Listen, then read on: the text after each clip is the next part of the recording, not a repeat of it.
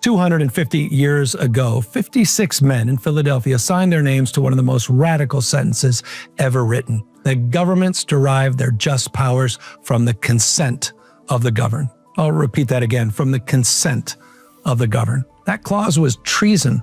It was a line that terrified every monarchy in Europe. It was the line that made America possible. And today, on this Independence Day, the radical idea behind that clause, it's again under threat from one man who exhibits the very behaviors our founding fathers fought against. A corrupt and unstable president is forcing us to ask a once unimaginable question. Do we still have a government that belongs to the people? Strip it all down, and what separates a democracy from a monarchy, from a dictatorship, is the fundamental right to vote. Lose that, and you lose everything.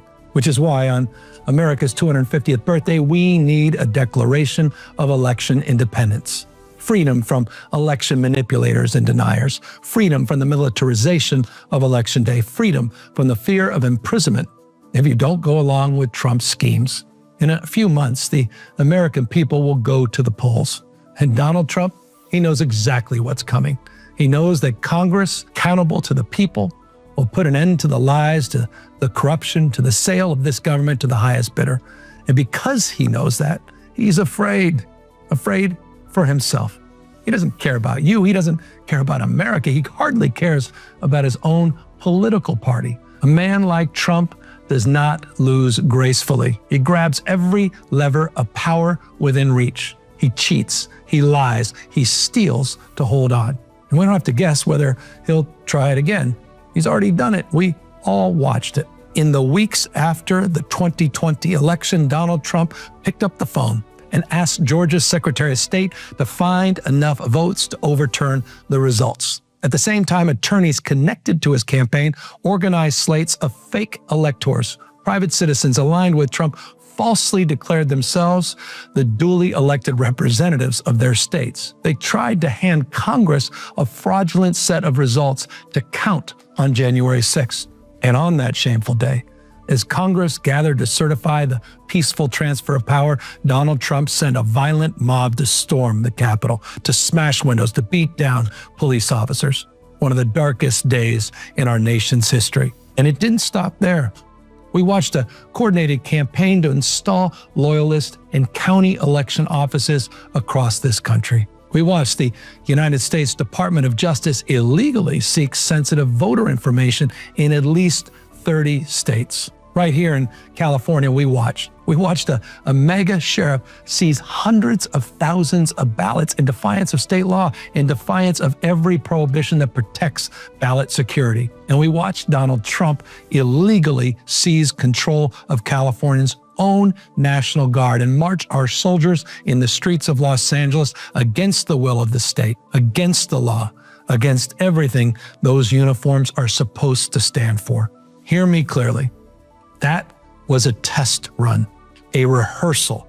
He's measuring how far he can go and who would dare stop him. Certainly not our Supreme Court, not with the evisceration of the Voting Rights Act, the outright hostility to equal representation, particularly for Black Americans, the slicing and dicing of our congressional districts. There's no warning loud enough, no alarm sharp enough to match what is happening in this country right now. But we are not powerless. In the very Constitution that Donald Trump wants to shred, we find the tools of our own defense. States' rights, direct democracy, the franchise guaranteed to all people. We have agency. We can shape the future. We need to stand up and stand firm. I'm proud of my home state of California because just last November, we did just that. We fought back and we won. The voters here stood up to Trump by drawing new congressional maps, a direct response to his attempt to rig the election before even one vote was cast. We stood up to Trump's twisted logic that an election somehow is legitimate only when he wins it.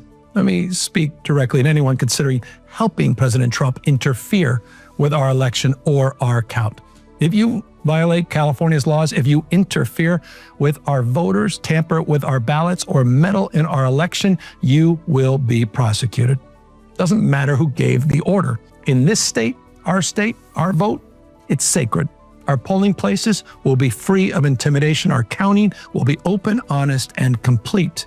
And Californians will use every power, every lawyer, every law, every ounce of will to defend our democracy against any illegal order this president dares to issue. That's why I'm moving forward with new legislation that would make it a felony to seize ballots before the vote has been certified by state and county officials. We will not be his victims. We will be the wall he cannot get past. Because we believe that once an election is decided, the winner governs for everyone. That's the architecture of American liberty. Donald Trump, he doesn't believe in that architecture.